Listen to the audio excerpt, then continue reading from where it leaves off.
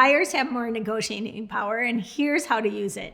You might have heard that more homes are hitting the market lately, and while it depends on your area, the bigger picture shows a shift towards a more balanced playing field, and that's great news for buyers, especially when it comes to negotiating. In this type of market, sellers may be more open to making concessions. That means buyers could start regaining some negotiating power, whether it's on price, terms, or extras that sweeten the deal. But here's the thing, knowing what's actually negotiable isn't always obvious. That's why having a skilled real estate agent on your side is so important. According to insights from Keeping Current Matters and data from the National Association of Realtors, one of the top reasons buyers rely on their agents, besides finding the right home, of course, is for help negotiating the terms of the sale. Your agent knows what's happening in the local market and what kinds of concessions are being made. That knowledge gives you a huge advantage. So what kind of things can be negotiated right now? Let's start with the obvious, the price. In today's market, sellers who overprice are often having to come back down to reality.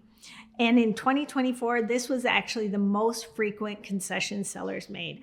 Home warranties are another solid ask. If you're nervous about repair costs popping up after you move in, you might ask the seller to pay for a 1-year warranty. It's usually a small cost for them, but can give you a big peace of mind. Then there's repairs. After the inspection, you have room to negotiate fixes or even a price reduction to cover the cost of doing some of those yourself. Sellers may also offer to chip in your closing costs instead of the repairs, and it all comes down to what works best in the deal. Personal property items are something to think about. Also negotiable. If those kitchen counter stools are perfect for the space, speak up. Sometimes sellers are more willing to leave those behind. And don't forget closing date. Need to move fast, need a little more time. The timeline is negotiable too. And often the right closing date can be a win-win for everyone involved.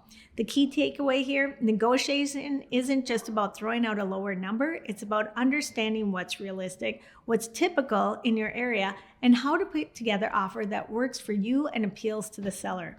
And that's where your agent truly shines. Big thanks to Keeping Current Matters for their insight on this topic. And if you're thinking about buying, now might be your chance to take advantage of the market that's starting to tilt in your favor. Just make sure you've got the right guide by your side. And if you're thinking about buying and want to explore your options in our area, reach out. We'd love to chat about your goals and help you make a smart move.